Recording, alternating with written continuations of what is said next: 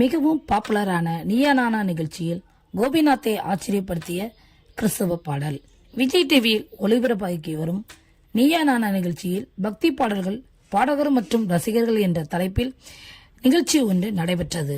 அந்த நிகழ்ச்சியில் கிறிஸ்தவ பாடலான தேனிலும் மகிழும் இயேசுவின் நாமம் என்ற பாடலை ரசிகர் ஒருவர் கேட்க, பாடகி ஒருவர் பாடியது மெய்சிலிர்க்க வைத்துள்ளது.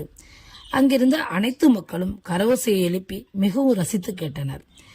நடுவரான கோபிநாத் அவர்களும் இந்த காட்சியை மிகவும் ரசித்து கவனித்தார். தற்பொழுது இந்த காட்சிகள் சமூக வலைதளத்தில் வெளியாகி மிகவும் வைரலாகி வருகிறது. இயேசு நாமத்தை உயர்த்தியுள்ளனர். இதே போன்ற தகவல்களை நீங்கள் தெரிந்து கொள்வதற்கு இந்த சேனலை தொடர்ந்து பாருங்கள், சப்ஸ்கிரைப் செய்து கொள்ளுங்கள். அவங்களுடைய ஆவிக்குரிய வாழ்க்கைக்கு பிரயோஜனமாக இருக்கும் நிறைய தகவல்களை இந்த சேனல் மூலம் நீங்கள் பெற்றுக்கொள்ளலாம்.